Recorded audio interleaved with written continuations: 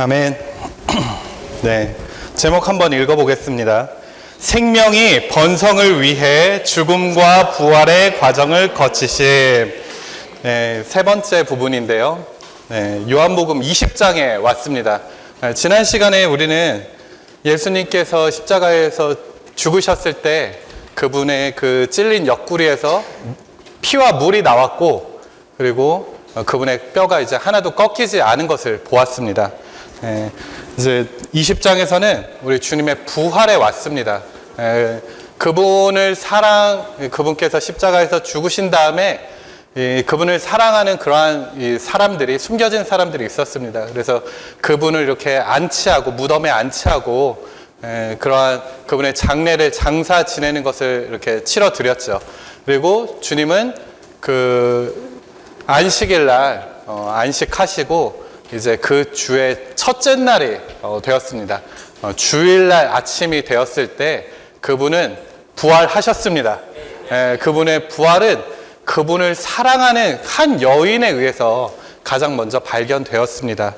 그래서 오늘 이번 시간에는 주로 우리가 그분의 부활에 대해서, 그리고 그분의 부활이 이러한 요한복음의 노선 안에서 어떠한 의미가 이루어지는지, 그리고 우리가 그러한 부활을 발견하기 위해서 우리가 어떠한 사람들이어야 하는지를 이번 시간에 함께 교통을 나누기를 원합니다. 아멘. 주님의 죽음이 있어야 그분의 부활이 있을 수 있었습니다. 요한복음 12장 24절에서 주님은 분명히 말씀하셨는데, 바로 한 알의 밀이 땅에 떨어져 죽어야 그 밀알이 많은 밀알로 산출될 수 있다는 것이었습니다. 그분은 부활하여 많은 밀알이 되시기 위해서 먼저는 죽음이라는 과정을 통과하셔야 했습니다. 그러므로 사탄은 그분을 죽음에 넣기 위해서 온갖 이러한 일을 했고, 그분을 죽음에 이르게 했을 때 무언가를 성취한 것이라고 생각했겠지만, 그것은 사실 그분의 목적에 이르게 하고 그분을 승리에 찬 이러한 길로 인도하는 것이었습니다. 그분의 죽음은 그분에게 끝이 아니었고, 그분의 부활에 이르기 위한 하나의 과정이었었던 것입니다. 그분께서 죽으심으로 그분의 이 육체 안에 갇혀 있었던 신성한 생명이 해방되고, 그러한 생명이 우리 안으로 흘러 들어갈 수 있었던 것은 바로 그분의 죽음을 통해서였습니다. 요한복음에 있는 이러한 주님의 죽음과 부활에 대한 기록은 다른 공간복음서와 약간 다른데, 공간복음서는 이제 끝에 보면 주님께서 이제 죽고 부활하신 다음에 제자들에게 주신 위임으로 끝이 납니다. 그것은 가서 이제 모든 민족에게 가서 이러한 복음을 전파하라는, 이러한 제자로 삼아서 복음을 전파하라는 그런 위임으로 끝나는데, 요한복음은 이 생명의 책이기 때문에 약간 관점이 다릅니다. 요한복음은 어떻게 주님께서 그분의 죽음에 의해 해방되시고 그분의 부활을 통해서 이 신성한 생명을 그분을 믿는 사람들에게 해 주셨는지, 이것으로 결론을 내리고 있습니다. 이 요한복음의 마지막 두 장의 주요한 목적은 주님께서 부활하신 후에 그분께서 그분의 부활에 의해 우리 안으로 들어오셔서 우리와 하나 되신다는 것입니다. 아까 유혜미 형제님 1교시에 교통하셨는데, 육체 되심으로 그분은 하나님을 사람에게 이끌어 오셨습니다. 그리고 그분께서 부활하고 승천하심으로 그분은 사람을 하나님께로 이끌고 올라가셨습니다. 이러한 영광스러운 노정을 우리가 또 이번 시간부터 살펴보기를 원합니다. 그 요한복음은 분명하게 이제 1장 4절이죠. 그분 안에 생명이 있었으며 그 생명은 사람들의 빛이었다. 그분이 생명이라는 것을 말하고 있습니다. 그러한 생명은 다만 사람들 바깥에서 이런 객관적인 위치에 있기 위해서가 아니라, 그 영원한 생명이신 그분 자신을 사람들에게 얻도록 하기 위해서 오신 것입니다. 우리는 이것을 이제 요한복음 3장 15절 16절에서 분명하게 알 수 있는데, 이것은 그분을 믿는 사람마다 영원한 생명을 얻도록 하려는 것입니다. 그리고 하나님께서 세상을 이처럼 사랑하셔 그분의 독생자를 주셨습니다. 이것은 그분을 믿는 사람마다 멸망하지 않고 영원한 생명을 얻도록 하려는 것입니다. 영원한 생명을 얻도록 하기 위해서 오신 것입니다. 그리고 또 요한복음 14장 6절에 보면 나는 내가 곧 길이요 실제요 생명이니 나를 통하지 않고서는 아무도 아버지께로 가지 못합니다. 이러한 것들은 바로 그분께서 생명으로서 사람에게 오기 위해서, 들어오시기 위해서 그분께서 오셨다는 것을 우리에게 말해주는 것입니다.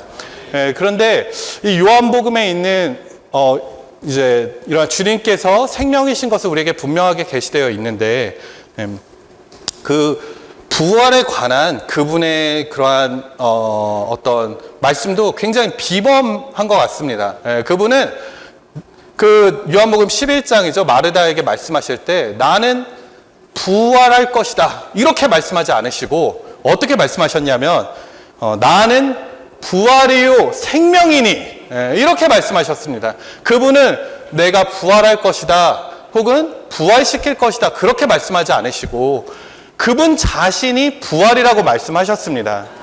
정말 이러한 말씀에서 우리가 분명히 볼 수 있는 것은 부활은 어떤 사건이 아니라는 것입니다. 물론 예수님께서 부활하신 것이 그것이 부활이지만 또한 부활은 이 한 인격을 말하는 것입니다.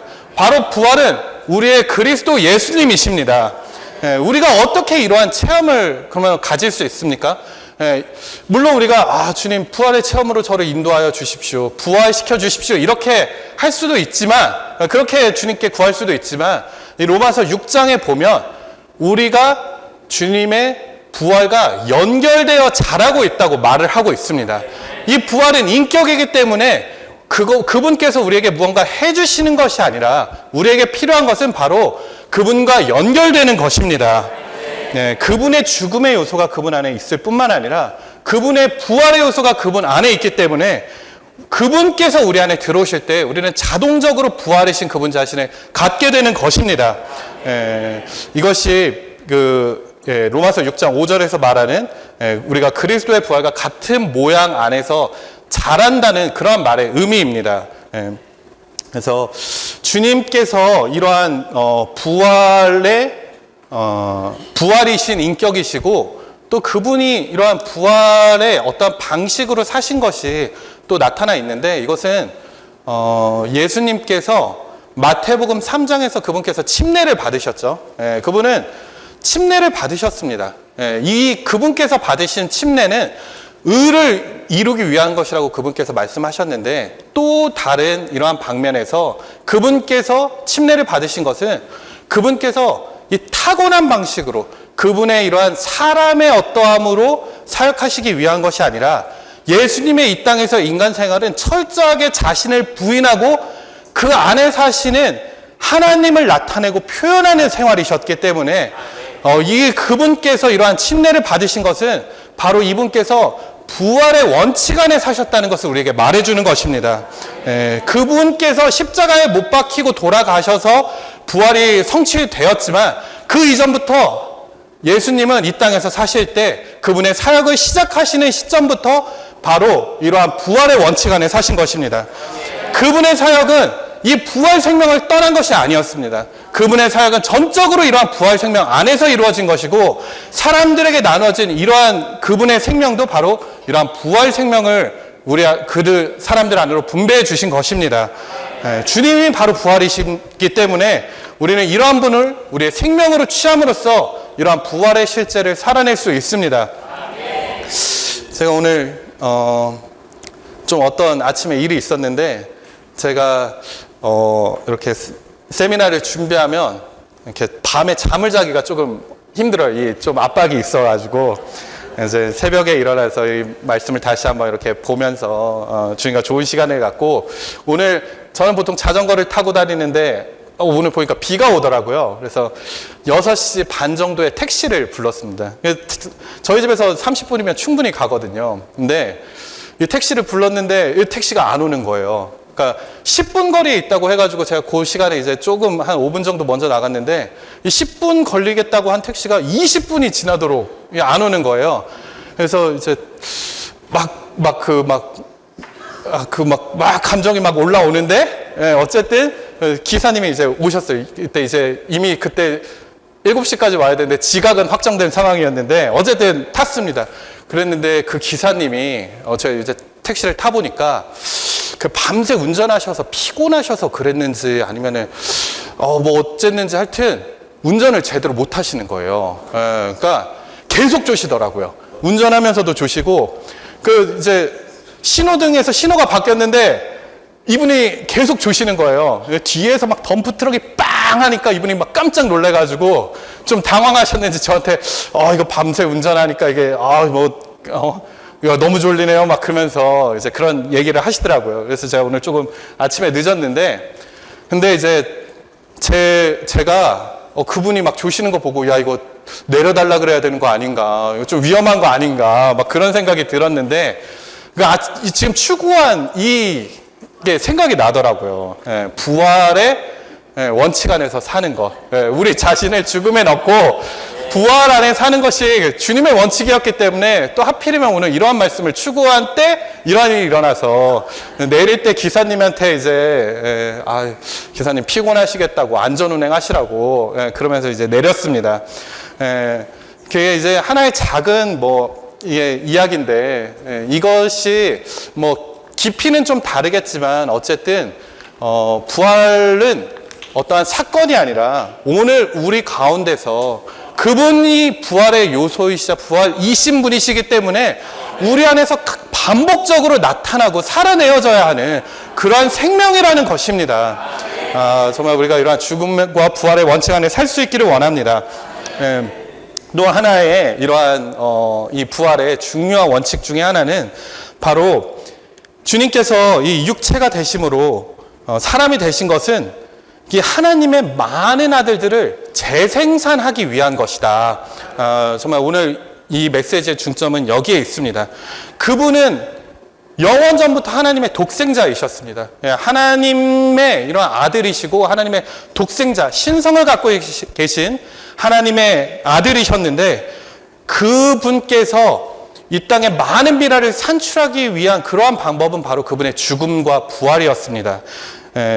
그 요한복음은 계속해서 일관되게 이 하나의 미랄께서, 이 하나님께서 말씀이신 이 분께서 이 땅에 장막을 입고 오셔서 하나의 밀로 땅에 뿌려지셔서 많은 밀라로 산출되는 이러한 방향으로 나아가고 있습니다. 하나님께서 이 아들로서 이 땅에 오셔서 그분께서 죽고 부활하심으로 이 신성한 생명에 해방됨으로써 이제 이 땅에는 그분은 이제 홀로 계시는 하나님의 독생자가 아니라 그분의 생명과 본성을 지닌 많은 형제들을 지니신 하나님의 맏아들이 되셨습니다. 이러한 목적을 위해 하나님은 이러한 죽음과 부활을 통해서 그분의 신성한 생명을 해방하신 것입니다. 이 부분은 우리가 이번 메시지의 이제 후반부에 다루도록 하겠습니다. 그러면 개요를 이제 살펴보면서 중점들을 하나하나씩 읽어보겠습니다. 네, 신성한 영광 안에서 부활하심. A. 무덤 안에 남겨두셔 증거로 삼으신 옛 창조물에 대한 표적들은 주님을 귀히 여기는 사람들이 마련해드린 것이며 또 주님을 추구하는 사람들에게 발견되었음. 지난 생명이 번성을 위해 죽음과 부활의 과정을 거치신 이전에, 지금 이 신성한 영광 안에서 부활하신 이전에 보면 그분이 검사받으시고, 그 다음에 선고받으시고, 죽음에 의한 그런 시험을 통과하시고, 이제 사람에게 존귀를 받으면서 안식하신 이러한 이제 여러 과정들이 있는데, 이제는 우리가 주님께서 이제 부활하신 이러한 부분에 왔습니다. 그래서 그분은 언제 부활하셨는지, 여기 A번의 1번을 저희가 한번 같이 읽어보겠습니다. 요한복음 20장 1절입니다. 그 주의 첫날 새벽 아직 어두울 때 막달라 여인 마리아가 무덤에 와서 돌이 무덤에서 옮겨진 것을 보고, 첫 번째 이 지금 개요의 중점은 바로 이것이 주님께서 부활하신 날이 그 주의 첫날이라는 것입니다. 이게 개역 개정에는 아마 그 안식일 후 첫날 이렇게 아마 기록되어 있었던 것으로 제가 기억하는데, 거기도 이렇게 갑주를 보면 헬라어로는 그 주간의 첫날이다 이렇게 아마 기록이 되어 있을 것입니다. 주님의 부활은 이러한 새로운 시대와 새로운 이러한 세대로 가는 길을 여는 새로운 시작이었습니다. 그분의 부활은 하나의 분기점이 되었습니다. 주님께서 이 주님의 첫날에 부활하신 이유가 여기에 있는 것입니다. 주의 첫날에 부활하신 것입니다. 그것은 그날이 우리에게 이러한 새로운 시작이 되었다는 것을 말해주는 것입니다. 한 주는 7일이죠. 그래서 그 한 주가 돌아오고 나서 그 다음 날, 그러니까 8번째 날, 부활을 상징하는 이러한 8번째 날에 주님은 부활하셨습니다. 그 레위기 23장을 보면 여기 A번 그 로마자 작은 로마자가 아니고 그 영문자 그 A를 보면 이 레위기 20장 10절, 11절, 15절에서 안식일 다음 날에 수확물의 첫 열매 한 달이 요제물로 주님께 드려졌다.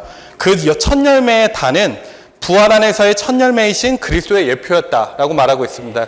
이것은 초실절의 규례를 말하는 것인데요. 그 해 수확물 중 첫 번째 수확물 중 한 단이 이 하나님의 누림과 만족을 위한 것으로 드려져야 했습니다. 이것은 바로 부활하신 그리스도의 예표였습니다. 근데 이것은 언제 드려졌냐면 레위기 23장 15절을 보면 그 안식일 다음 날에 드려졌다는 것을 우리가 볼 수 있거든요. 이것은 바로 이 부활이신 그리스도께서 그 주의 그 안식일 다음 날이 그 주의 첫날 부활하신 것을 예표하는 것입니다.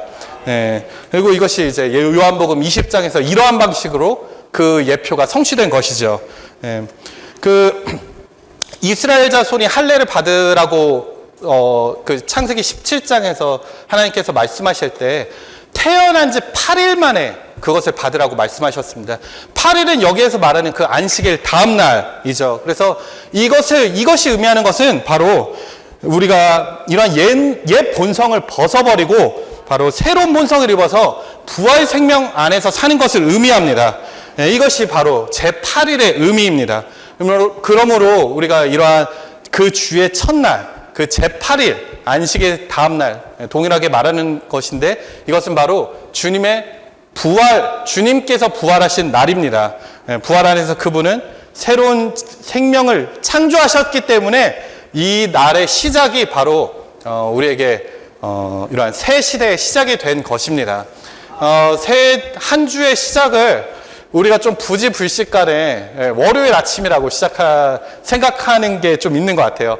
저도 월요일 아침에 이제 기도하면은 한 주를 주셔서 한 주를 새롭게 시작하기 원합니다. 이런 기도를 좀 부지불식간에 많이 하게 되는데 사실 이 원칙에 따라서 한 주의 시작은 바로 주님께서 부활하신 우리가 모두 그분과 함께 일으켜진 바로 주일 아침이 우리의 새로운 시작입니다.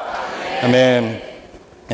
그리고 또 주님은 그 부활하신 때가 이렇게 점심이나 저녁 시간이 아닌 동트기 전에 아주 이른 시간에 그분은 부활하셨습니다.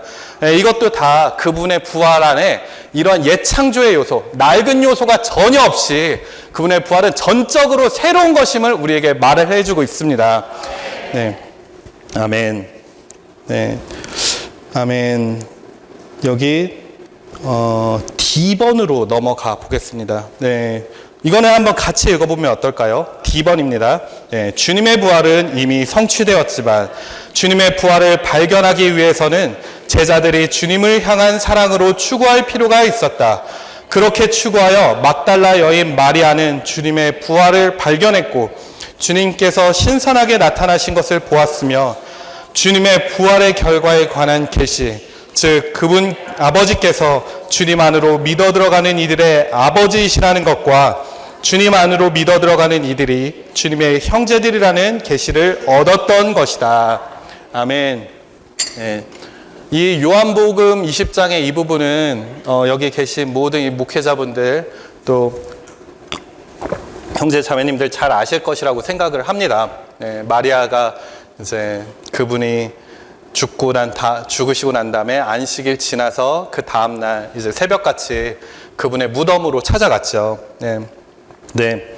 하여튼 이것의 그 중요한 어떤 우리에게 주는 그러한 중점은 결국 그분을 사랑하고 추구하는 이들에게 이러한 부활이 발견될 수 있다는 것입니다. 네, 이거를 읽으면서 사실 제가 요 말씀을 준비하면서 눈물이 되게 많이 나더라고요. 그 마리아가 막 울었더니 그 표현이 있는데 그게 이제 원문에는 아주 크게 막 소리내서 울었다는 거예요. 예수님은 이미 죽으셨는데 그 무덤에 가는 게 사실 뭘 발견할 거라고 기대하고 갔겠습니까? 그냥 너무나도 그냥 사랑하고 그 보고 싶고 그런 마음에 그냥 뭐 지푸라기라도 붙잡는 그런 심정으로 마리아가 간 것입니다. 그런데 그러한 이에게 그분은 그분 자신을 나타내셨습니다. 여기에 이제 마리아뿐만 아니라 또 이 두 명의 제자들이 이 무덤을 이제 이 무덤으로 함께 갔죠. 먼저는 그 20장 1절에서 보면 그 이제 막달라 여인 마리아가 무덤에서 돌이 옮겨진 것을 보았습니다. 그래서 2절에는 뭐라고 말하냐면 마리아가 달려가서라는 표현이 있거든요. 그래서 이 주님의 이러한 부활에 대한 어떠한 것을 본 다음에 마리아의 반응은 바로 달려가는 것이었습니다. 이 주님의 부활의 증인들은 이렇게 가만히 있을 수가 없고 달려가서 이것을 선포해야 하는 것입니다. 마리아가 무언가를 봤기 때문에 그녀는 지체하지 않고 그분의 제자들에게 갔습니다. 그래서 그러한 사실을 제자들에게 말했고 이제 다른 10명의 제자들은 뭐 하고 있었는지는 잘 성경에 나와 있지 않지만 어쨌든 2명의 제자가 갔습니다. 베드로와 요한이 갔죠. 그래서 좀 더 이제 아마 젊었을 것인 요한이 먼저 도착했습니다. 도착해서 그 사실을 보고 베드로도 이제 도착을 했습니다. 베드로는 좀 더 이제 더 나이가 있고 배움이 있었기 때문에 그 무덤 안으로 들어가 보았죠. 그들이 본 것은 바로 주님을 쌌던 그러한 세마포 천이었습니다. 근데 그 천이 성경에는 어떻게 놓여 있는지 우리에게 말해주지 않는데 아주 그 재밌는 어떤 사실은 놀라운 사실은 그들이 예수님께서 부활하신 사실을 그것을 보고 알았다는 것입니다. 그래서 이러한 것을 통해서 우리가 이제 볼 수 있는 것은 그 형제들, 이 베드로와 요한과 같은 형제들은 예수님이 부활하셨습니다. 그 얘기를 들었을 때 지체하지 않았습니다. 달려갔죠. 달려갔는데 이 예수님이 남기신 그것을 보고 세마포천을 보고 예수님이 부활하셨다 하고 그들의 반응은 무엇이었냐면 이제 집으로 돌아갔다. 그들은 돌아갔습니다. 많은 때 우리의 태도가 좀 저의 태도는 좀 그런 것 같아요. 그 사실을 보고 그것에 이제 이해하는 것이죠. 이해하고 받아들입니다. 이것이 맞다고 생각합니다.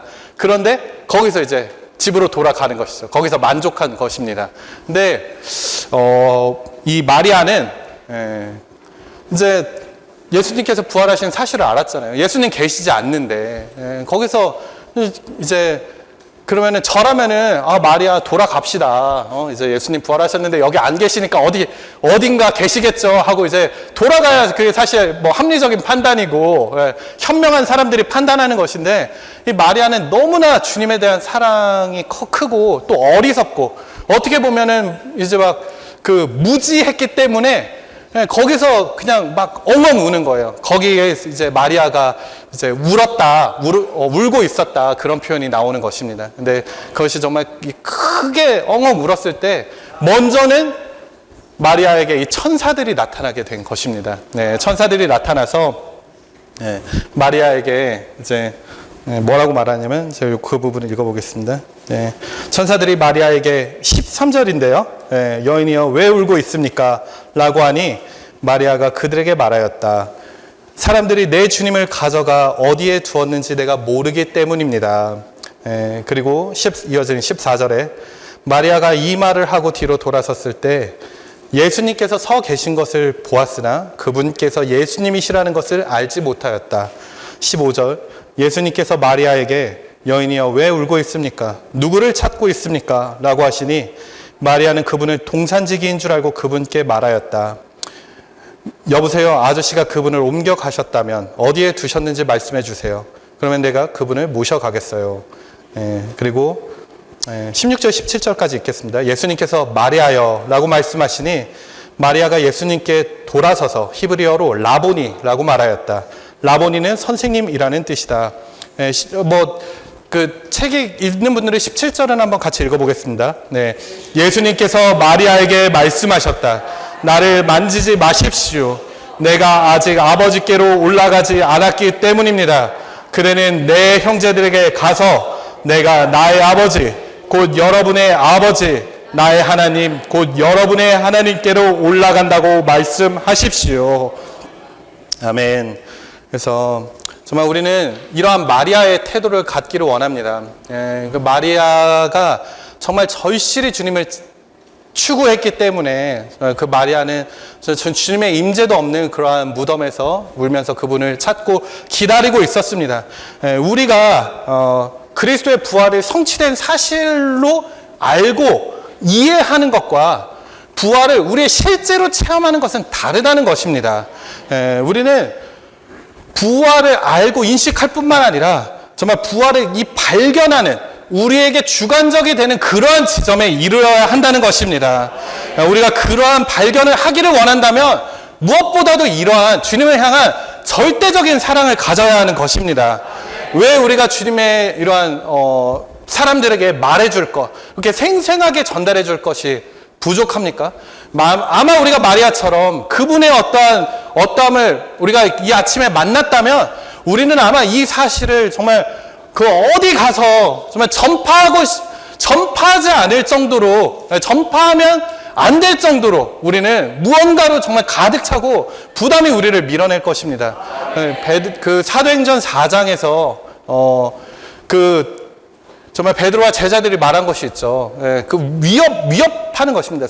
그 공회에서, 그 대제사장들과 공회에서 이러한 것을 전하지 마십시오라고 했을 때, 그들은 원래 못 배운 사람들인 줄 알았기 때문에 그들을 조금 무시하고 있었습니다. 그렇지만 베드로가 이렇게 담대하게 선포하는 것에 놀랬고, 그 마지막 위협을 당했을 때도 베드로는 우리는 보고 들은 것을 말하지 않을 수 없습니다. 라고 말했습니다. 정말 우리는 매일 이러한 사실을 우리가 발견함으로써 우리가 보고 들은 것을 정말 말하지 않으면 안 될 정도로 정말 이러한 신선한 발견이 우리 안에 매일 있기를 원합니다. 아멘.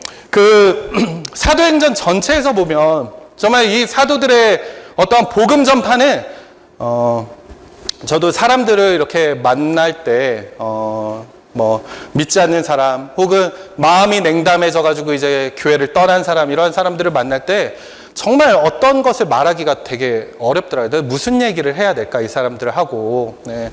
그럴 때 정말 어떻게 복음을 전해야 하는가, 이런 것이 여전히 너무나도 저는 배우는 중이고 이것이 어렵습니다. 그렇지만 사도행전에 보면 여기 사도행전 17장 18절에 이런 말씀이 있더라고요. 바울이 예수님과 부활을 복음으로 전했다. 사도들의 복음 전파의 내용은 이러한, 물론 많은 부분, 하나님의 말씀을 복음으로 전했지만 그 주된 내용은 바로 이 예수님과 복음을 전파했다는 것입니다. 그들은 이 예수님과 부활의 정말 강한 증인들이었습니다. 어디를 가든지 그들은 이 한 인격이신 예수 그리스도를 전했고 그분께서 부활하셨다는 사실을 선포하였습니다. 정말 우리가 정말 주님을 사랑함으로 이러한 선포, 이러한 것을 복음으로 전하고 사람들에게 증거하는 증인들이 될 수 있기를 원합니다. 아멘. 네. 아멘.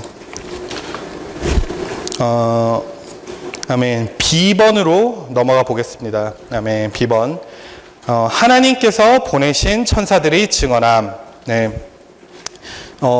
방금 아까 읽었던 부분에 이제 그 천사들이 나와서 증언하는 부분이 있었는데, 이것은 2번을 읽겠습니다. 주시하는 이 두 천사는 주 예수님께서 부활하셨다는 강한 증거가 되었다. 세마포와 수건이 사람 편에서 증거였던 것처럼 천사들은 하나님 편에서의 증거였다. 아멘. 이런 천사들의 또 증언을 통해서 예수님의 부활이 강력하게 증언되었고, 또 이 이후에 바로 예수님께서 이 마리아를 부르시죠.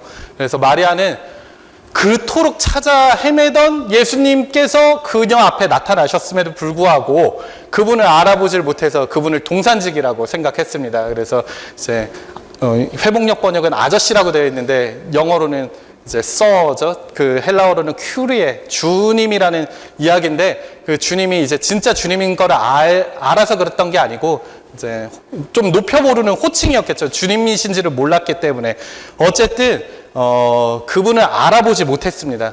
그분은 왜 그렇게 비밀한 방식으로 자신을 숨기셔야 했냐면 이 방금 우리가 교통한 레위기 23장의 초실절의 예표를 보면 이 부활의 첫 열매로서 그리스도는 그 하나님의 만족을 위해서 전적으로 드려진 분이셨습니다. 그렇기 때문에 그분은 분별된 방식으로 아버지께 올라가셔야 하는 그러한 아주 급한 일이 있으셨거든요. 그러한 하나님의 누림을 위해서 그분은 이렇게 요제로서 들려 올라가셔야 했습니다. 그렇지만 이 마리아가 너무나도 정말 절박하게 울고 있었기 때문에 그분은 그 아버지께로 올라가는 일을 잠시 보류하시고 그 마리아에게 그분의 임재를 나타내 보이시고 그녀에게 이러한 말씀을 하신 것을 우리가 볼 수가 있습니다. 아멘. C와 그 아랫부분 저희가 같이 읽겠습니다. 아멘. 많은 형제들을 산출하심. 주님은 자신을 유제물을 위한 수확물의 첫 열매의 한 단으로 아버지께 드리셨다. 수확물은 곡간으로 드려졌으나 첫 열매는 항상 유제물로 성전 안으로 가져갔다. 성전 안으로 가져가서 하나님 앞에 유제물로 드려진 첫 열매는 부활하신 날 이른 아침에 하나님의 만족을 위해 하나님의 임재 안으로 가신 그리스도를 예표한다. 예표에서 수확물의 첫 열매가 맨 먼저 하나님께 드려졌던 것처럼 그분의 신선한 부활은 반드시 가장 먼저 아버지께서 누리시기 위한 것이 되어야 한다. 아멘. 네.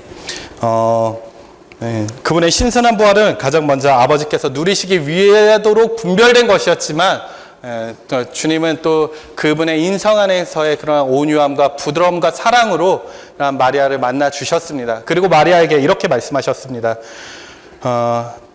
그대는 내 형제들에게 가서 이것은 주님께서 그분의 제자들을 형제들이라고 부른 이 첫 번째 대목이라고 여기서 이렇게 말하고 있습니다. 그 전까지 예수님은 제자들을 이름으로 부르시거나 나의 친구들입니다. 이렇게 말씀하신 적은 있었지만 형제들이라고 부르신 적은 없었습니다. 그렇지만 그분께서 부활하셨을 때 그분은 그분의 제자들을 형제들이라고 부르셨습니다. 이것이 정말 무엇을 암시하는가?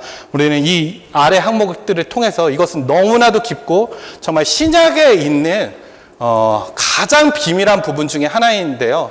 이것은 이렇게 말할 수 있습니다.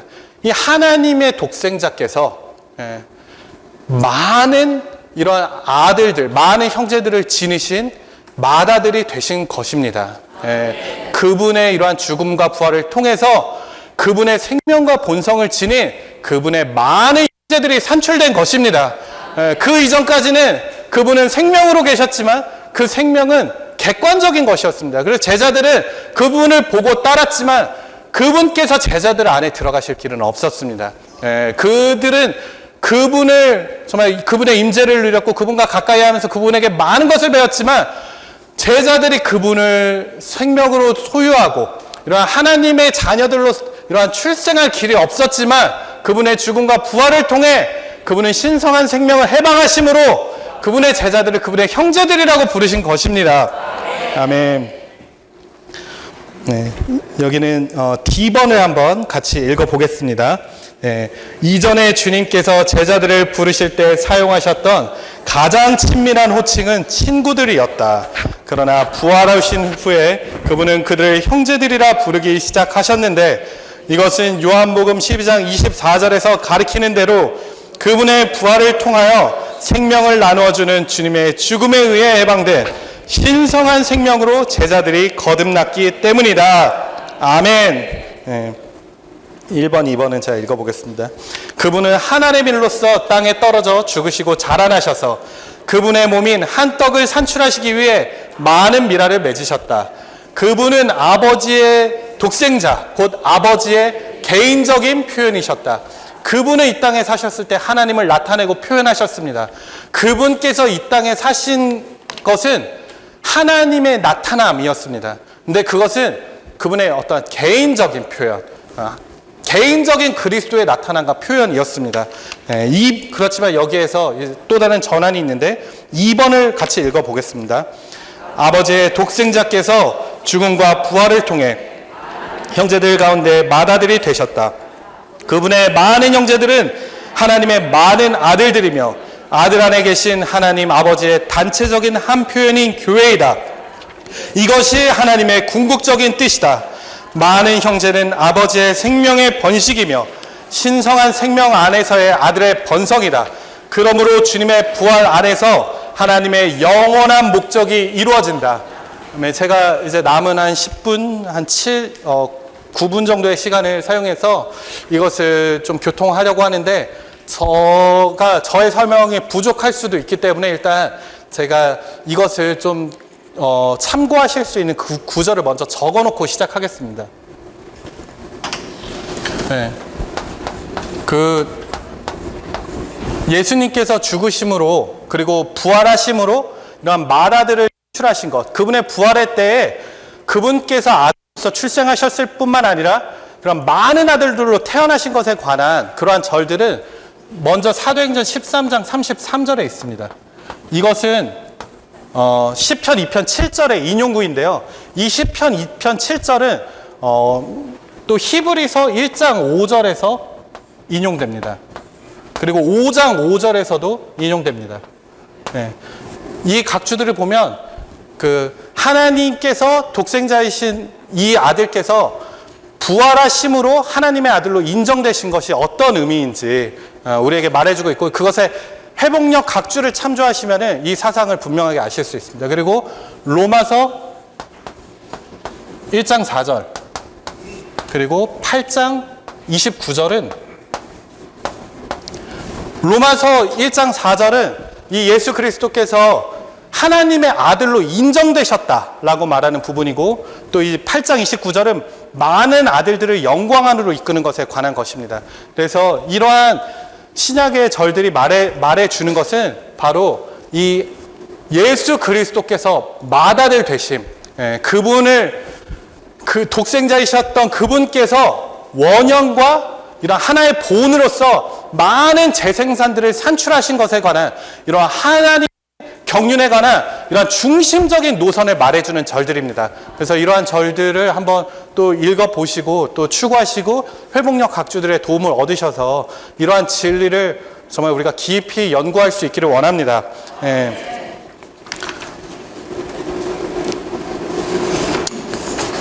베드로전서 1장 3절에서 보면 그분의 부활을 통해서 우리가 거듭났다고 말하는데요.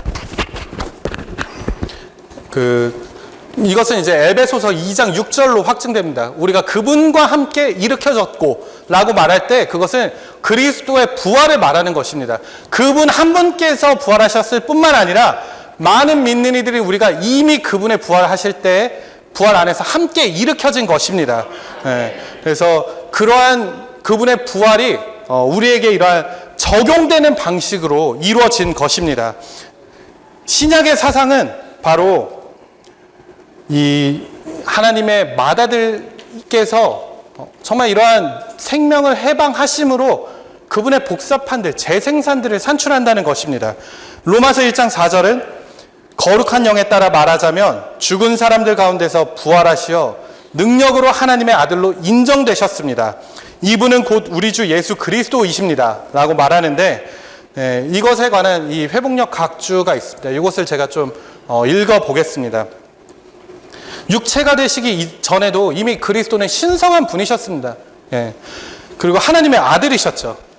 근데 육체가 되셨을 때 그분은 이 마리아에게서 태어나심으로 인성을 입으셨습니다. 육체를 갖게 되셨습니다. 그렇지만 이 육체는 하나님과는 관계가 없었던 그 죄가 그 동정녀인 마리아에게서 태어났지만 하나님과는 관계가 없는 그런 타고난 인성 안에서 그분의 인성이 입혀진 것입니다. 그래서 그분은 부활 안에서 이 그분의 신성이 아니라 그분의 인성 방면에서 하나님의 아들로 인정되실 필요가 있었습니다. 이것이 시편 2편 7절을 사도행전 13장 33절과 히브리서 1장 5절, 5장 5절에서 그분의 부활과 관련해서 설명한 그러한 사상에 닿아 있는 것입니다. 이 예수님께서 다시 태어나셨다고 하는 것은 바로 그분의 부활을 말하는 것입니다. 근데 부활하심으로써 그분의 사람의 본성이 거룩하게 되고 높이 올려지고 변화되었습니다. 그래서 부활로 말미암아 인성을 가지신 하나님의 아들로 인정되신 것입니다. 이제 그분은 하나님의 아들로서 신성을 소유하고 계실 뿐만 아니라 인성도 소유하고 계십니다. 이제 그분의 인성이 신성한 아들의 자격 안으로 이끌려졌기 때문에 이제 그분을 완전한 원형과 모형으로 하는 그분의 재생산을 산출하실 수 있는 자격을 얻게 되셨습니다. 그러므로 지금 그분의 일은, 그분의 시간 안에서의 일은 이러한 신성한 생명을 해방하심으로 바로 그분의 아들과 똑같은 그러한 그분의 아들과 심지어 영 안에서 동일할 뿐만 아니라 혼 안에서 변화됨으로 그분과 연결되고 심지어 우리의 육체 안에서 하나님을 변형되어서 표현하는 수준에 이르기까지 그러한 분배의 일을 하나님은 계속 우리 안에서 하고 계신다는 것입니다. 그러한 목적은 바로 우리가 하나님을 단체적으로 나타내고 표현하기 위한 것입니다. 주님의 부활은 이러한 놀라운 요소를 우리에게 전달해주고 있습니다. 아멘. 그래서 2번을 읽어보겠습니다. 2번 같이 읽어보겠습니다. 생명을 나누어주는 죽음과 부활을 통해 주님은 제자들을 자신과 하나 되게 하셨다. 그러므로 그분의 아버지께서 제자들의 아버지이시고 그분의 하나님께서 제자들의 하나님이시다. 주님의 부활 안에서 제자들도 아버지의 생명과 하나님의 신성한 본성을 갖게 되었다. 제자들이 이러한 주님의 형제들이 되었을 뿐만 아니라 지금 여기에 있는 우리도 그분의 생명을 분배 받음으로 하나님과 동일한 생명과 본성을 갖게 되었습니다. 이제 우리도 그분의 한 아버지에게서 난 그분의 많은 형제들임으로 인해 주님을 찬양합니다. 주님의 부활은 다만 이러한 역사적인 사건이 아니라 바로 이러한 생명의 노선 안에서 그분의 영원한 경륜을 위한 이러한 아주 핵심적인 노선 위에 있는 것입니다. 오늘 우리는 이러한 방식으로 주님을 체험하고 누릴 수 있습니다.